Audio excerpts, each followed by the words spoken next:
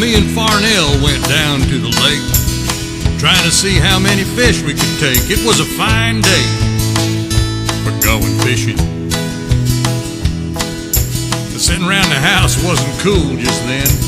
I've been out of work since I don't know when, and that woman of mine started throwing dishes. Well, boat in the water, I started to row, looking back at the ramp, and what do you know, there was an Escalade towing a yacht. Farnell couldn't stand it, stood up in the stern and hollered, "Honest folks ain't never gonna earn the money it would take to get what they got. It ain't right, it ain't right, That just ain't right." Well, those Escalade doors opened up on both sides, and out stepped a couple of the prettiest guys that we had ever seen, outfitted by L.L. Bean. Wheezed on a little further, they backed their boat in, and what happened next made us both start to grin. You see, that boat sank. They forgot about the plug. Well, them rich boys panicked trying to pull the boat out. One shook his head, the other one shouted, I thought you put those little plug thingies in last night. Farnell just said, "That ain't right.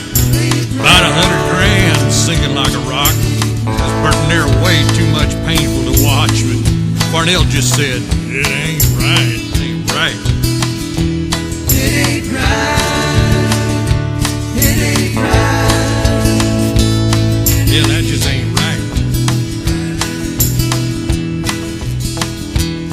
Well, I said to Farnell, "Why hurry, my friend?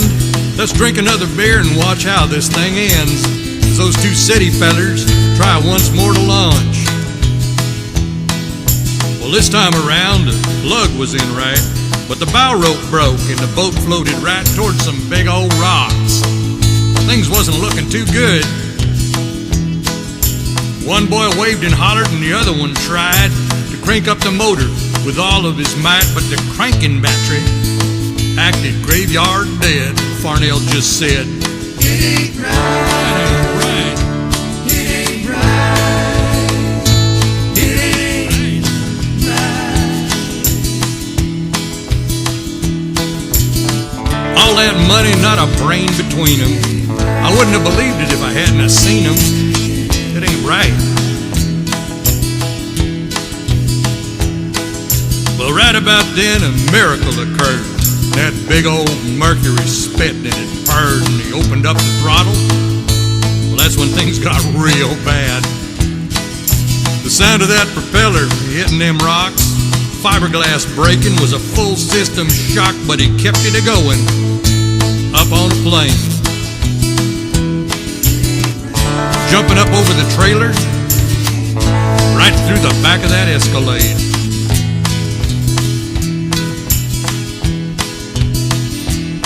Farnell laughed out loud, made him spit his beer. He said, "Come on, hoss, let's get out of here before they kill somebody just trying to launch." So I pulled on the paddles, eased on along. Farnell looked back once more and he said, "I'll be doggone, you see them two girls getting out of that truck?" Well, there on the docks was two beauty queens, the skimpiest bikinis you had ever seen. They was hugging on them boys, drinking champagne.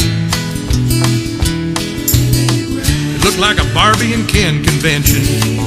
Right here, I think I ought to mention that Farnell didn't like it. "Oh, it ain't right." I heard one of them say, I'll call Daddy's driver, we'll motor to the coast. Farnell's face turned all red like he was fixing to roast, and he said, "There ain't no justice in this. It ain't right. It ain't right. It ain't right." Now come on, Farnell. Oh, get back in the boat now.